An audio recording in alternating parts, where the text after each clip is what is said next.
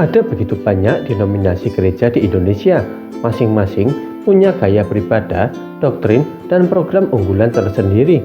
Lalu, mana yang paling benar dan layak diikuti?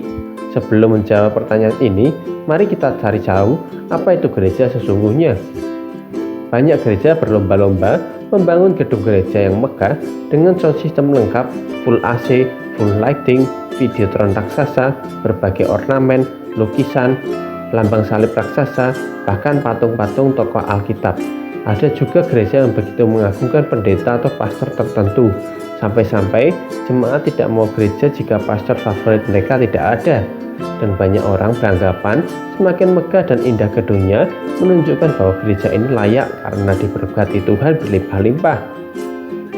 Tahukah Anda bahwa gereja mula-mula sangat jauh berbeda dengan kondisi gereja saat ini? Mari kita terbang ke masa lalu sejenak mencari tahu apa arti sebenarnya gereja. Matius 16 ayat 18 berkata, "Dan aku pun berkata kepadamu, engkau adalah Petrus, dan di atas batu karang ini aku akan mendirikan jemaatku, dan alam maut tidak akan menguasainya." Dalam perikop ini, Tuhan Yesus tidak sedang berkata bahwa Petrus akan menjadi batu pondasi dari gereja. Yang dimaksud sebagai batu karang yang akan menjadi pondasi gereja adalah pernyataan Petrus sebelumnya. Matius 16 ayat 16 berkata, "Jawab Simon Petrus, engkaulah Mesias, anak Allah yang hidup." Di atas iman bahwa Yesus adalah Mesias, anak Allah yang hidup, gereja didirikan. Artinya, gereja yang dimaksud bukanlah gedung gereja, juga bukan organisasi gereja.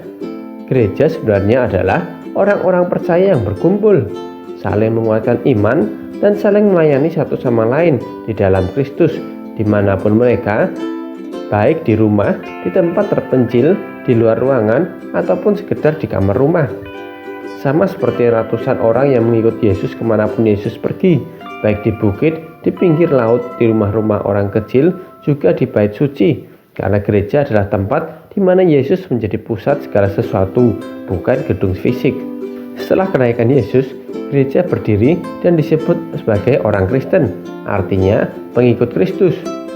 Gereja mula-mula tidak pernah menekankan pada fasilitas tempat mereka berkumpul, karena tempat orang Kristen berkumpul bisa di mana saja, di rumah-rumah, juga bisa di bait suci.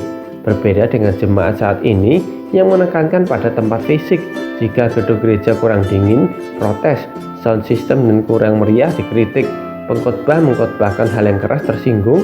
Tapi jika gereja bagi-bagi hadiah, semua orang berkumpul di gedung gereja tersebut.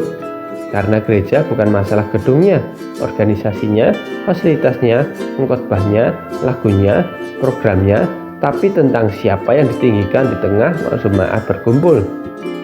Matius 18 ayat 20 berkata, "Sebab di mana 2 atau 3 orang berkumpul dalam namaku, di situ aku ada di tengah-tengah mereka."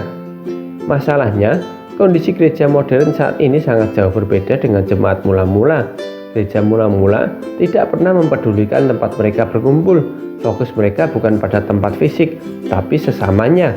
Gereja mula-mula bertekun dalam pengajaran, bersekutu, dan mereka saling berbagi satu sama lain. Yang memiliki harta lebih tidak disimpan sendiri, dan yang kekurangan dicukupi. Jika saja gereja modern melakukan persis seperti yang dilakukan gereja mula-mula, pasti tidak akan ada lagi pengikut Kristus yang mengalami kesusahan karena ada saudara yang menguatkan. Tidak ada lagi janda miskin karena ada orang kaya yang siap membagi hartanya. Tidak ada lagi jemaat yang sedih karena ada saudara seiman yang menghiburnya. Tidak ada lagi jemaat yang sakit karena ada saudara yang siap membantu, merawat, dan mengobati. Tidak ada lagi jemaat yang terlantar karena ada saudara seiman yang siap menampungnya. Bukankah ini gambaran Tuhan Yesus sebenarnya tentang kerajaan surga di bumi? Kisah Para Rasul 2 ayat 42-47 berkata, "Mereka bertekun dalam pengajaran rasul-rasul dan dalam persekutuan. Mereka selalu berkumpul untuk memecahkan roti dan berdoa. Lalu ketakutan melanda semua orang, sebab rasul-rasul itu mengadakan banyak mujizat dan tanda ajaib. Semua orang percaya tetap bersatu, dan semua milik mereka adalah milik bersama. Dan selalu ada dari mereka yang menjual harta miliknya, lalu membagi-bagikannya kepada semua orang sesuai dengan keperluan masing-masing. Dengan bertekun dan sehati, mereka berkumpul tiap-tiap hari dalam bait Allah. Mereka memecahkan roti di rumah masing-masing secara bergiliran dan makan bersama-sama dengan gembira dan tulus hati, sambil memuji Allah, dan mereka disukai semua orang. Tiap-tiap hari, Tuhan menambah jumlah mereka dengan orang yang diselamatkan. Kita tahu sekarang bahwa arti sebenarnya dari gereja adalah kita sendiri, yaitu kumpulan orang percaya, bukan gedung fisik, bukan organisasinya, bukan ritualnya, bukan programnya. Kita beribadah di gedung gereja atau di rumah-rumah untuk saling menguatkan orang percaya dan bersama-sama memuji Tuhan Yesus, Anak Allah yang hidup, karena kitalah ini gereja.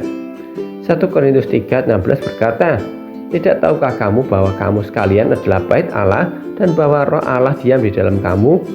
Pertanyaannya sekarang, karena kita adalah gereja, apakah kita mau menghampiri mereka yang ingin bertemu Allah yang hidup dan menjadi tempat bagi mereka mengenal kasih Allah melalui perbuatan kita? Karena gereja adalah tempat di mana Tuhan Yesus ditinggikan melalui perbuatan kita.